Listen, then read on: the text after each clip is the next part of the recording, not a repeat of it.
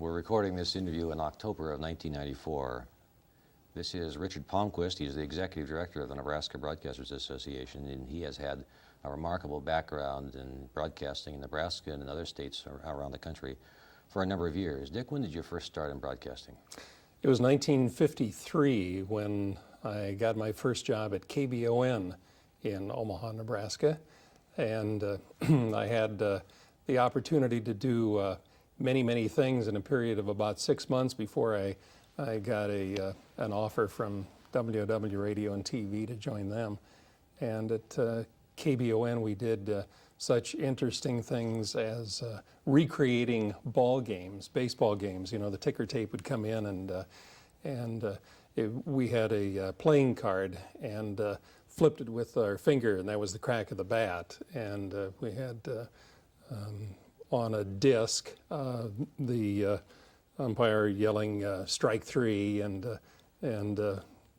various other things, crowd noise, etc.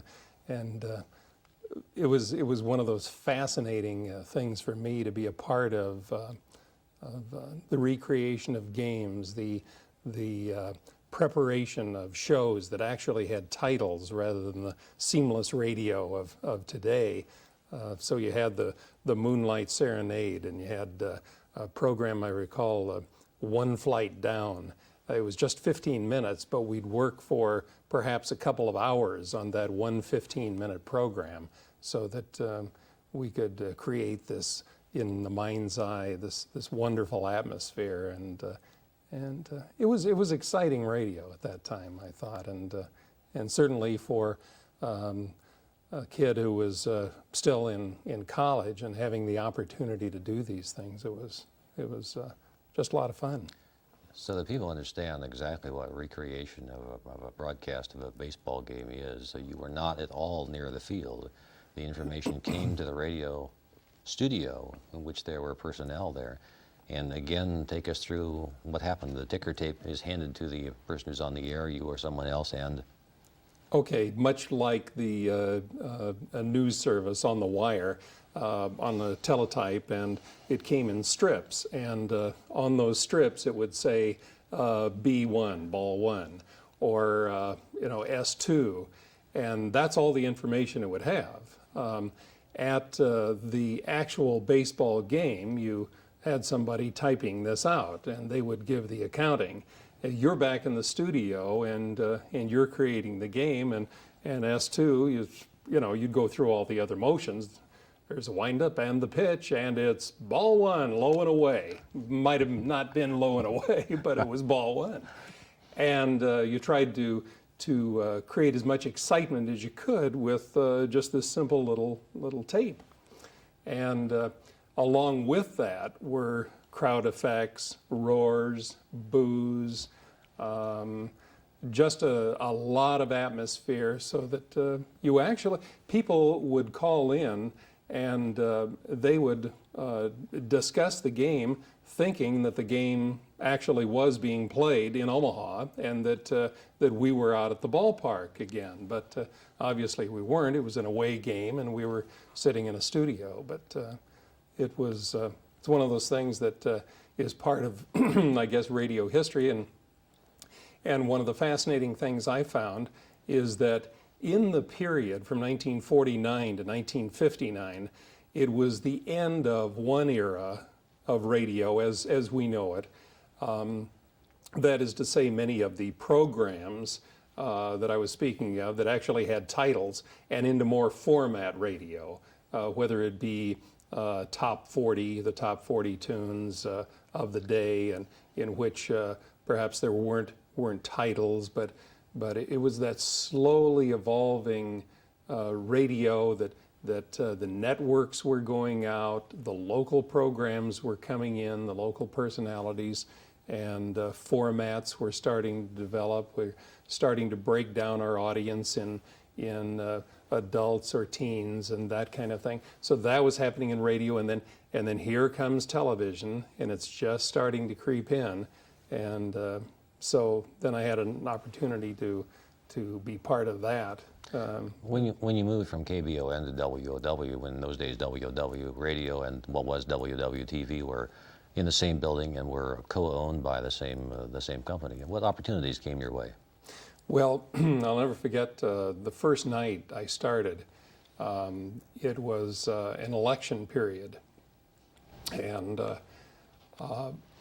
I think I delivered about 10 commercials that night. It was just one right after the other, going from set to set. At that time, it was all live. This was television. This was television, all live, no videotape, no teleprompter. So you are either ad-libbing or you have it memorized. And so I was hopping from set to set, and they'd swing these, the mic booms would swing over, and at that time they had huge lamps to light a set, just flooding a set, and they were tremendously hot, as I recall. And so there was one after another. And when I got to the end of the evening, I thought, well, that's a typical night's work. I didn't know any different.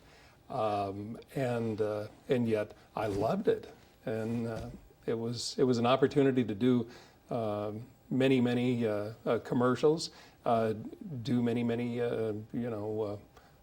different kinds of things in terms of announcing and program involvement too, because we had programs such as a Saturday bandstand for high schoolers, and they'd come in much like the Dick Clark show that later became extremely popular. And we would have special guests, stars who might be coming through Omaha who would appear on the program. So I had an opportunity to not only work into both the hosting of a Saturday bandstand show with the high schoolers, but also get involved in some of the production work too. And on the radio side, we had programs like the Teenage Disc Jockey Contest, and we would invite 4 teenagers on a Saturday morning from various high schools to come in and be on the air from 10 to 11, and each put on about a 15-minute teenage disc jockey show, and they could be a DJ for a day. And then we'd have judging and award prizes and so forth. And I look back and I think those were some pretty good shows, I think. But when you look back and you say, yeah, 40 years ago, those were the greatest shows. Well, by comparison of what there is out there today and the quality of programming, maybe they weren't all that great, but you thought they were. And at least you thought you were being really creative and innovative. It was a period when I think there was a lot more fun in the business. For example, at WW Radio, one of the first things that I recall is having the opportunity to be in this massive studio and be the announcer. And all that I had to do was, here was the microphone, and all that I had to do was talk. And the engineer was in the control room, and he ran all of the records and handled everything, and all that you did is talk. Well, it was soon after when owners, managers said, hey, this is pretty expensive. We've got to have the announcer's going to have to run his own controls and do his own engineering. But again, it was that period of time that was so exciting to be a part of. Were any of those high school students that you dealt with at that point, were any of those folks who went on into broadcasting? Well, interesting that you should mention that, because Steve Brown, who later became a program executive with the Star stations, and who is now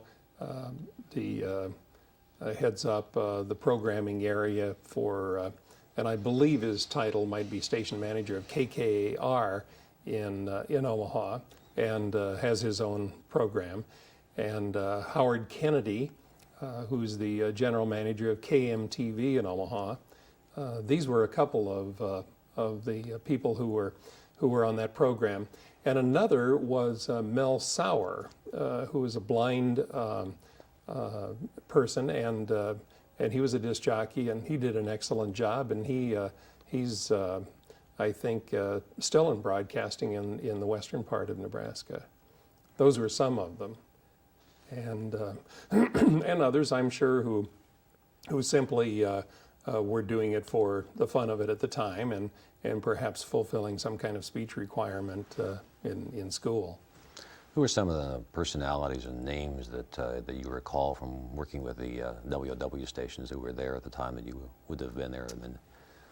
Well, Johnny Carson just left, and I came to the station. As a matter of fact, one of the first things that I recall was I saw an old announce schedule hanging around, and there was, Jay Carson doing the morning show on the radio side, and then we had a big welcome back Johnny breakfast that I attended, and it was like, wow. Of course, he had not achieved the notoriety that he later did at that time, but he was still out in L.A. and he was doing a network show, and it's like, wow, he's hit the big time, and of course at that time, I mean, he was just as warm and just like one of us. I recall that some of the finest announcers I think that have been around in the history of Omaha radio and TV, people like Ray Clark. Ray Clark had a unique ability to review his news before going on and virtually look at the camera and deliver an entire newscast without referring to his script. It was quite incredible. And as I said, this was before teleprompter and certainly no cue cards or anything. But he was quite unique. Very, very, very, very intelligent.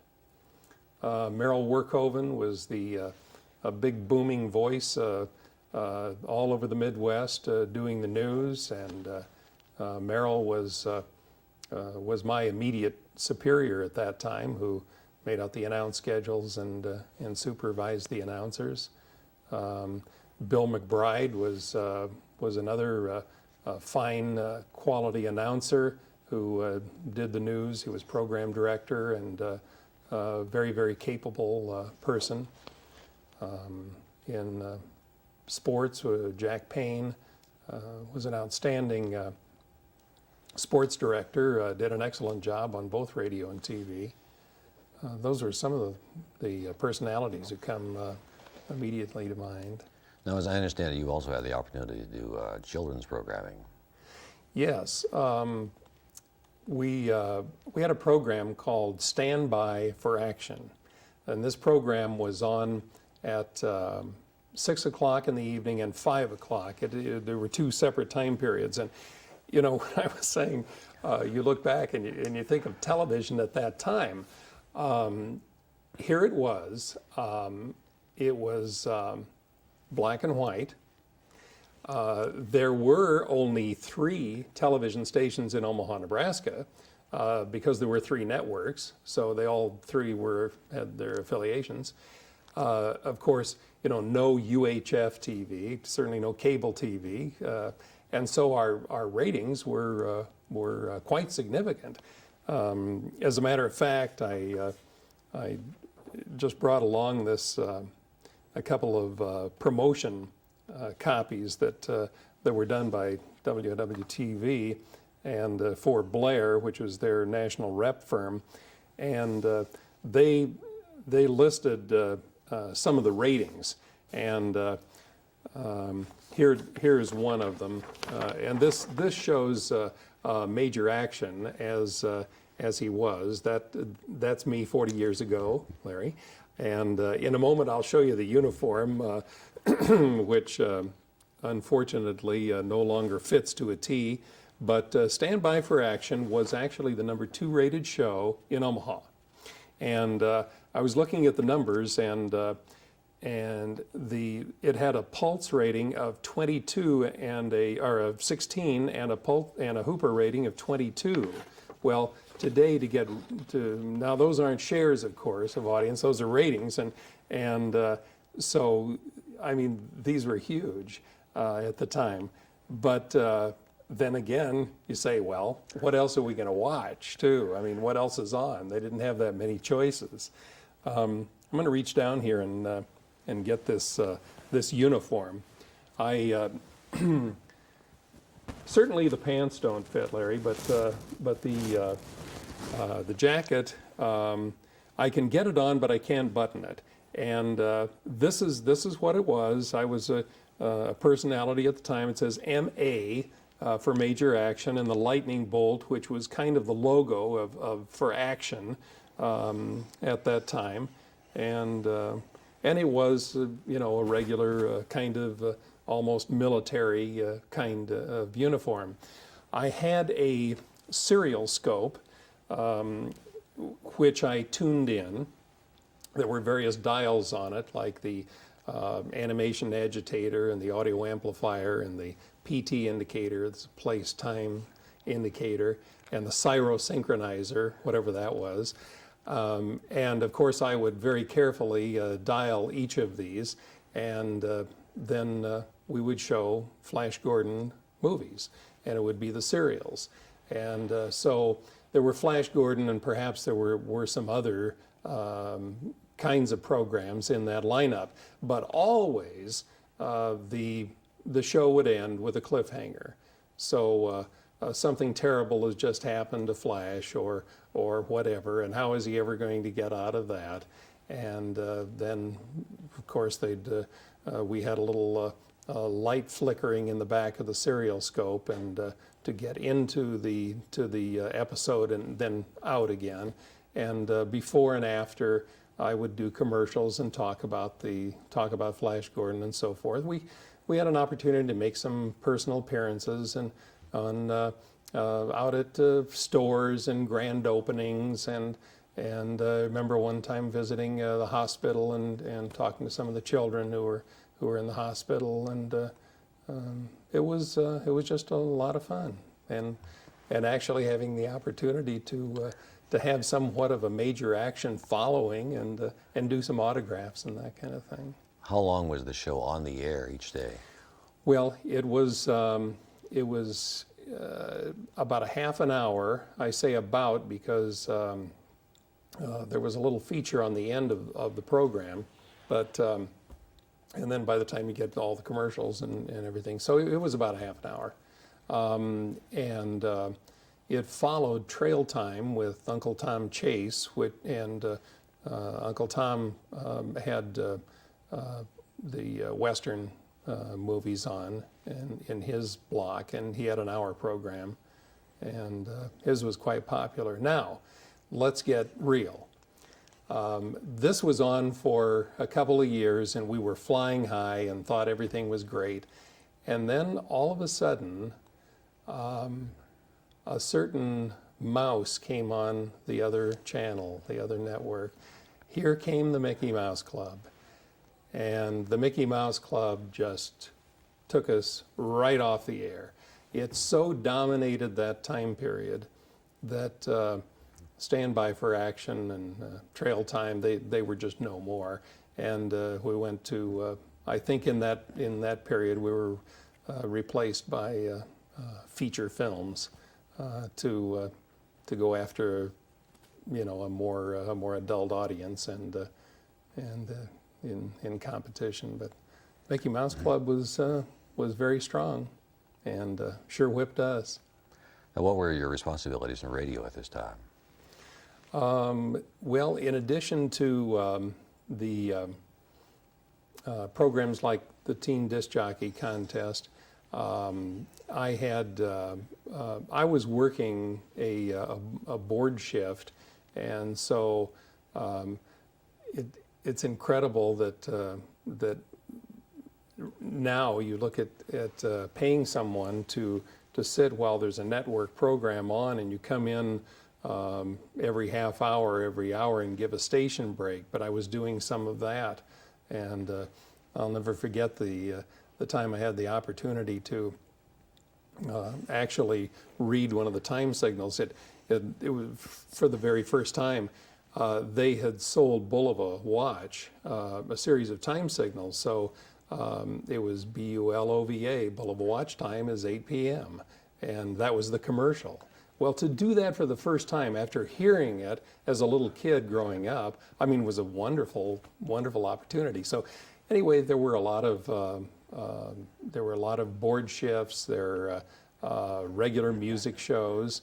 Of course, delivering the news and sports, filling in. We had such things as the 4-bell news roundup, and the announcer on duty would introduce this, and of course push the button for the bell, and being world news and national news and sports news and so forth, and you ring a bell each time there's a new segment in the half-hour news. But these were long newscasts too, half hour at a time. Now, after you had considerable experience as an on-the-air personality and a production person, you became interested in moving into the business side of broadcasting. How did you make that transition? Well, at the time, I was putting on the programming and coordinating the programming for to start WWFM, and what year was this? That was, let's see, about 1960, and prior to that time, I had become somewhat interested in sales, and I had done some selling for WW Radio. Bill Wiseman, who was the sales manager at the time for WW Radio. Who sometimes went by his initials, as I recall, which... Yes, and his initials were, William O. Wiseman, WW, that's right. And Bill was quite a salesman himself. And so when I was on the air, he gave me a pretty good selling pitch, and to get me into radio sales. And I enjoyed that for a period of time. And then did some prep work for the start of WWFM, and then from there I kind of moved on with other things in my career, such as the advertising agency business, and then becoming a radio station sales manager, and then moving out of Omaha and taking on general manager's job at radio stations in Indiana and Wisconsin. What was it like to be interested in FM radio in the late 50s and the early 60s? There weren't many people who were interested in FM radio at that time, and WWFM was certainly a pioneer station. They were, and it was very unusual. And I recall we were actually going through the motions of recording ourselves all of this music on tape. And we were going to have this, at that time, quite a sophisticated automated FM station. And I'm sure, looking back compared to what was to follow later, technically, it was pretty primitive. But we put together just hours and hours and hours of music. No one really... the sales, that is to say the time sales, commercial sales on Radio FM at the time were pretty minimal, and so it was a hard sell, and it was like a kind of a stepchild who just was out there by himself, kind of wandering around. As yet not getting his own identity, and so it was it was very, very primitive in terms of programming and a hard sell. Who were some of the people who, in terms of the owning corporation, would have been interested in starting an FM station? Who were the management people who owned the stations in those days? The management people of The WOW stations. you mean Meredith? Mm-hmm. Yeah, Meredith. The publishers of Better Homes and Gardens and Successful Farming magazines, Meredith Corporation owned the stations, and they added to their chain of stations also, so that Omaha was just one of several in the country. Who was the manager of the station at that point? Frank Fogarty, and a very fine gentleman, well respected, not only in Omaha, and very active in community service, did a tremendous number of things.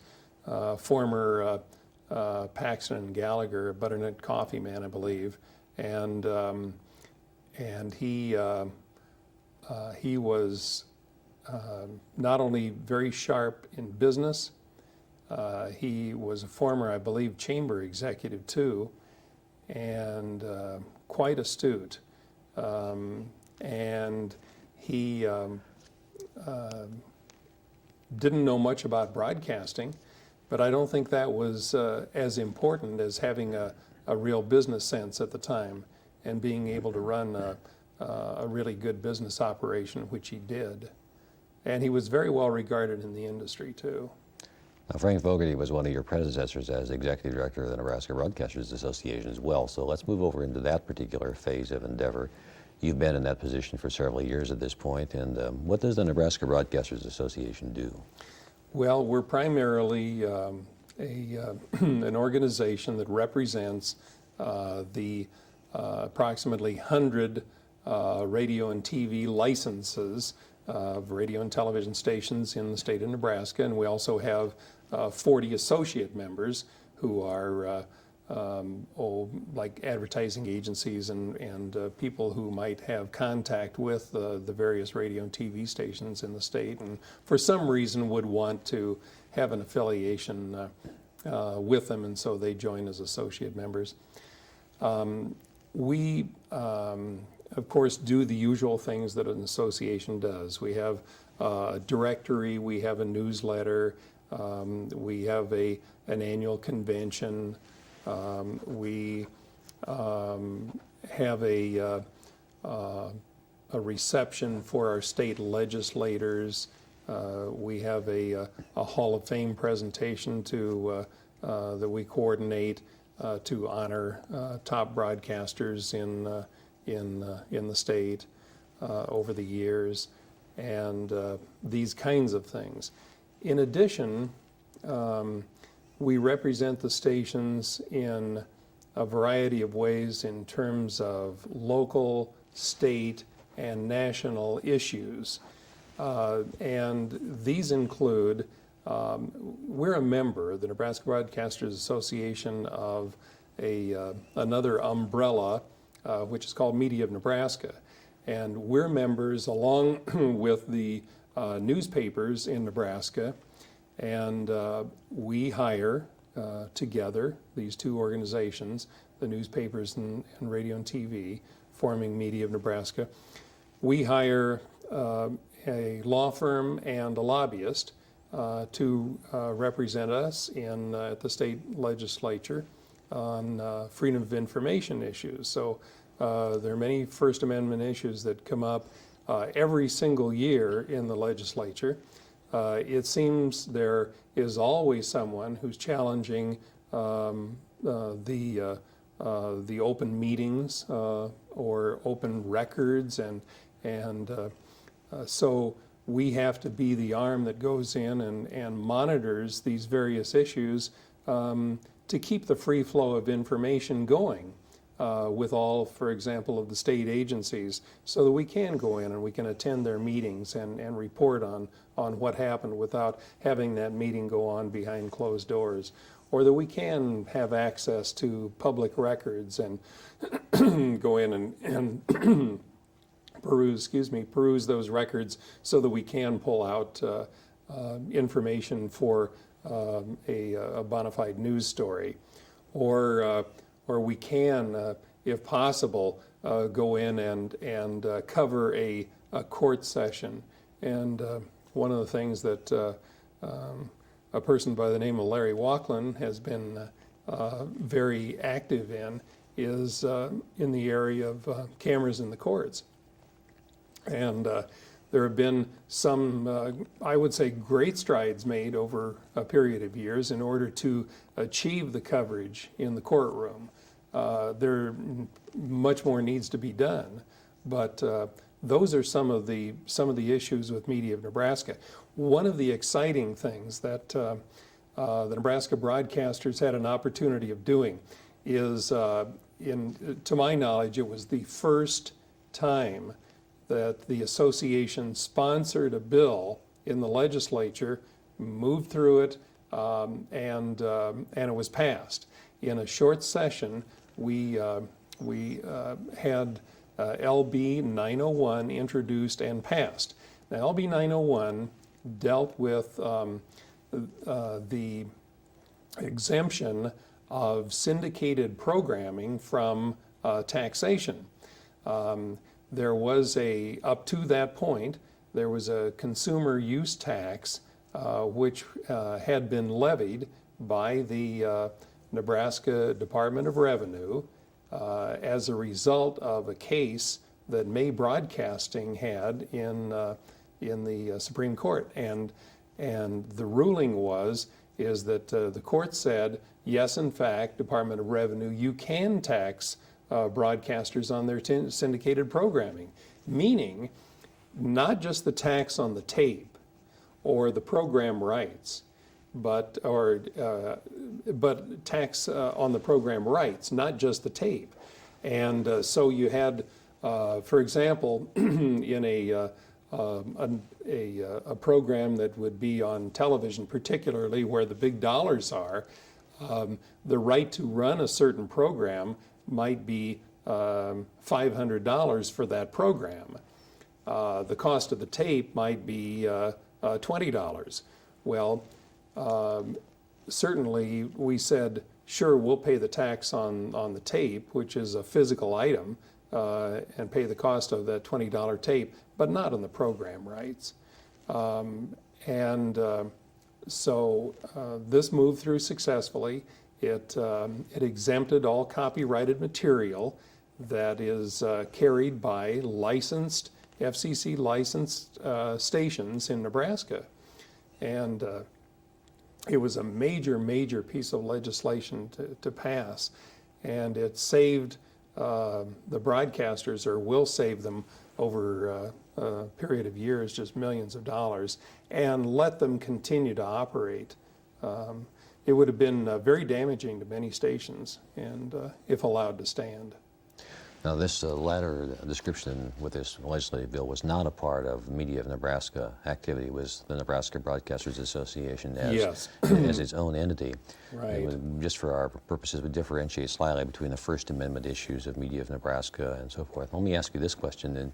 In your experience, because you travel widely and deal with people in other states and similar associations, how does the state of Nebraska compare in terms of First Amendment issues as regards broadcasting as compared with other states that you may have heard about or aware of? I think very favorably.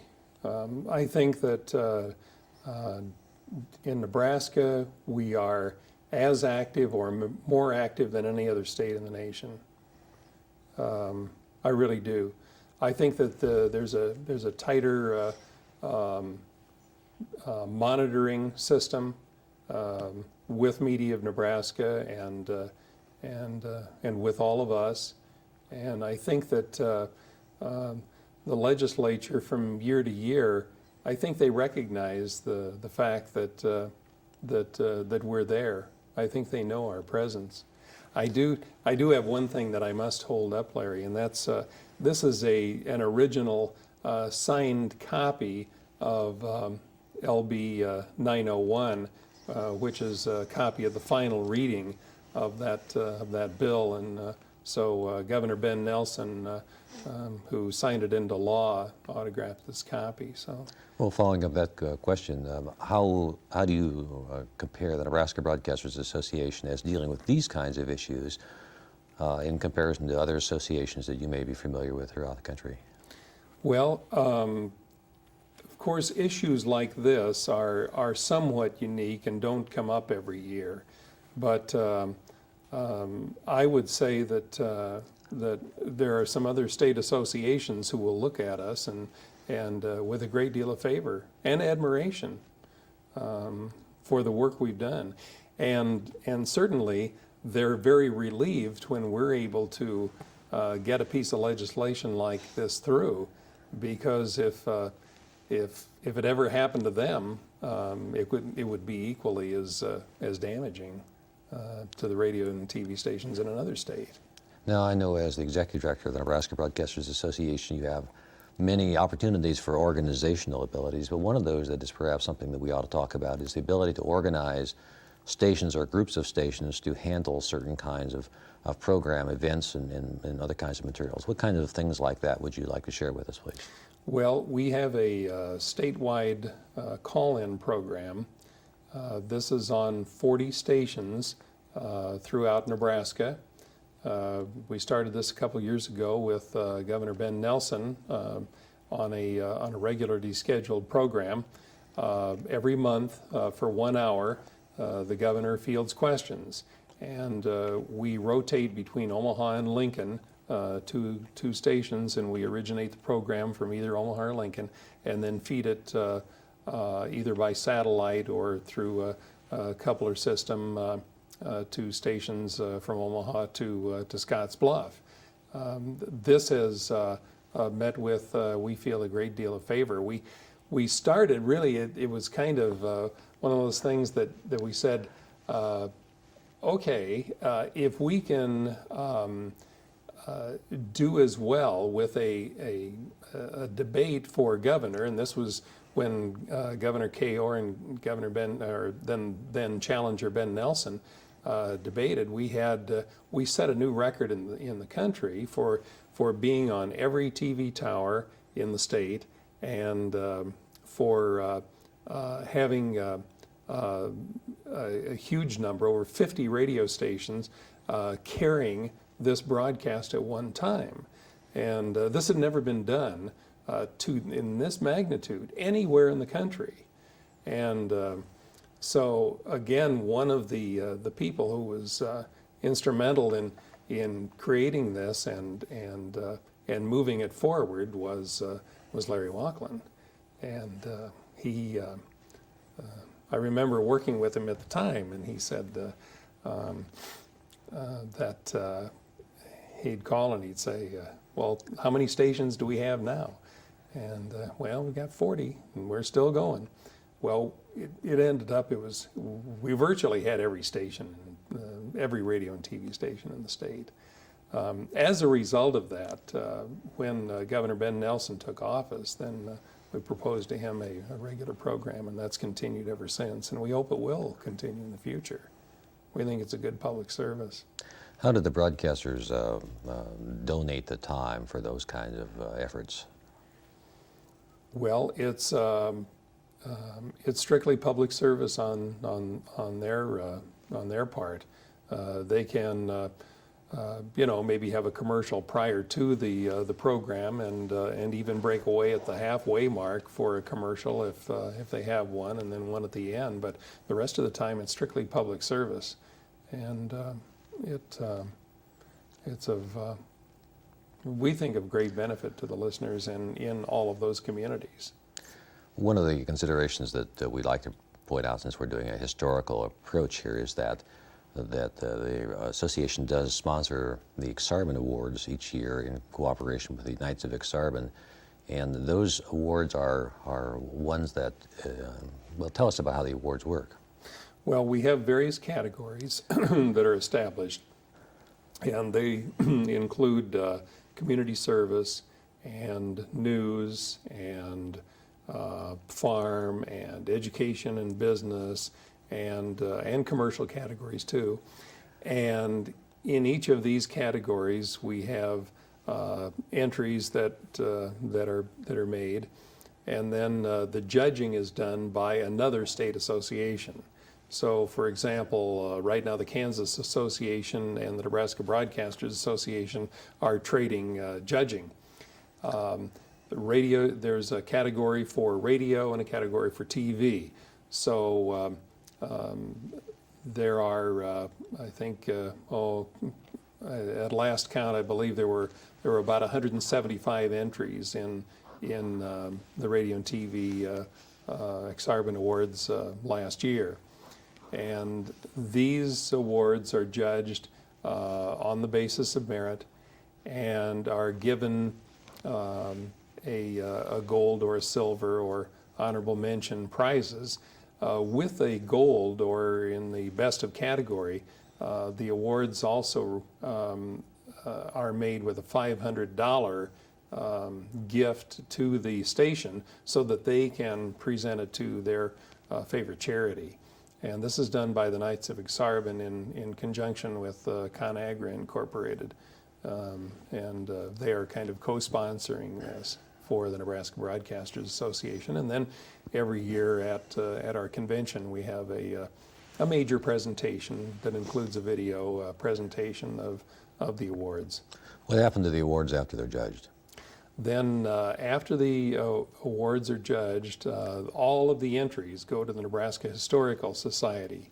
And the Historical Society is kind enough to take these hundreds of entries and to catalog them and make it a part of their permanent collection. Without the Nebraska Historical Society would be extremely difficult, because we would just have boxes and boxes of tapes over the years, and what can happen to boxes and boxes of things. Just eventually they get lost, and or they get discarded, and so we're very pleased to have that association. How does the Nebraska Broadcasters Association interact with the National Association of Broadcasters? Well, the National Association of Broadcasters in Washington, D.C.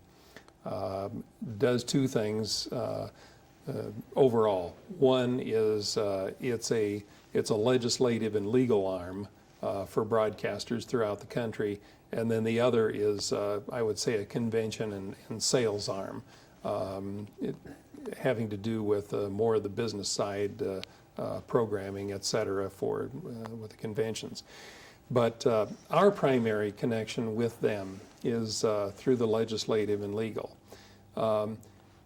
On all federal issues, whether they be on a business side of requiring or perhaps a proposal that would put into law something like a tag on all beer spots, warning about the dangers of alcohol, in which last year, for example, that was a major issue. The National Association of Broadcasters, they go all out in terms of their lobbying efforts with all the senators and all the representatives in the House to reach them and provide information. In addition, we coordinate our lobbying efforts with our own Nebraska congressional delegation with what NAB is doing. And I see that as probably the most important part of our relationship with NAB is the coordination of legislative and lobbying activity. That's number one. Two is the legal arm, and they do provide a legal hotline and legal advice, and we certainly can use that from time to time, which we do. There was some discussion, controversy, concern about the Cable Act that was passed by the federal Congress in the waning days of the Bush administration. How did that sort of situation fit with the Nebraska Broadcasters and the National Association of Broadcasters? Well, we worked hard as a Nebraska Broadcasters Association.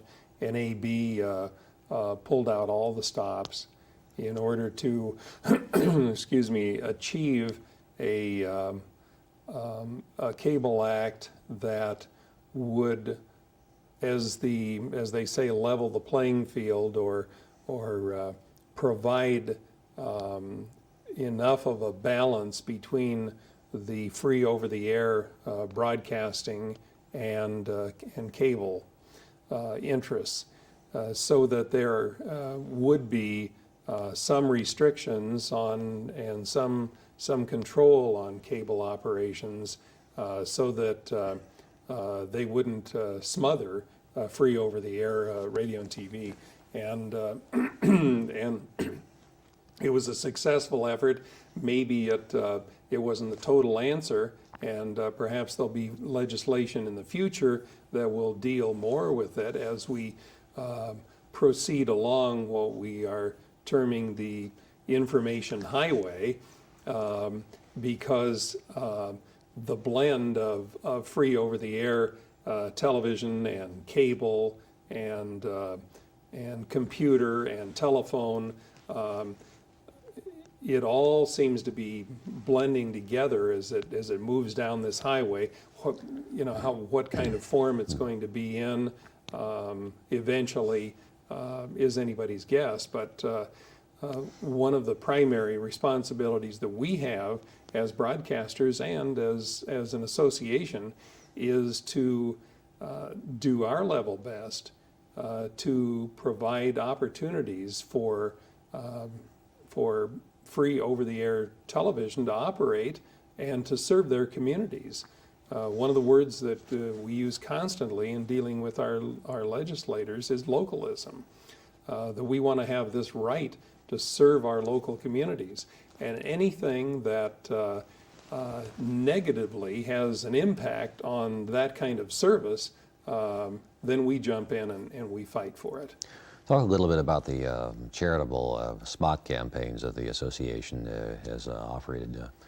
Well, primarily the one that's outstanding is the Drugs Are a Dead End program.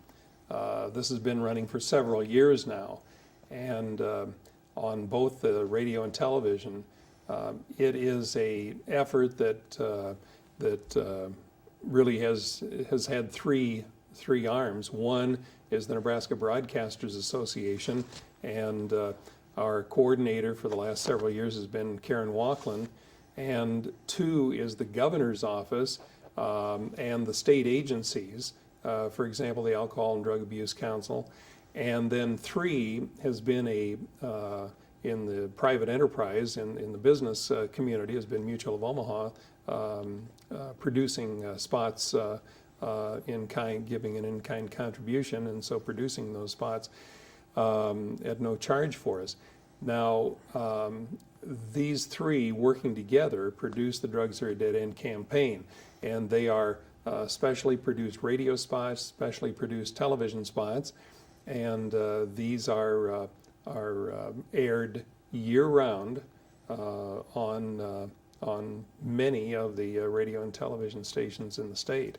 It's a major effort to combat alcohol and drug abuse, and the time is donated by the stations again. And time donated by the stations, that's right. As part of their good citizens in Nebraska kind of an approach. Right, as far as their feeling of being obligated to serve their own communities. And the association also works with state government and tourism.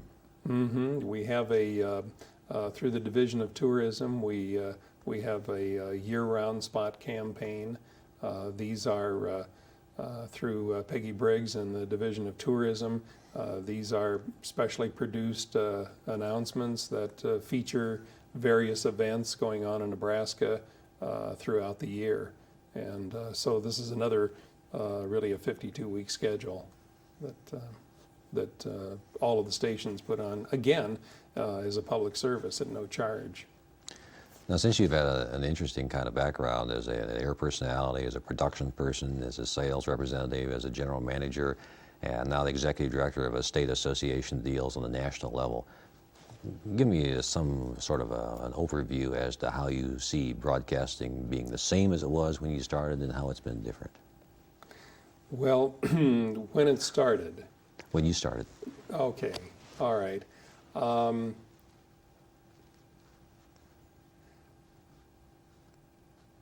I'll answer that first of all from the standpoint of my job, and that was being an announcer, and what I was able to view at that time. I saw the opportunity to be creative.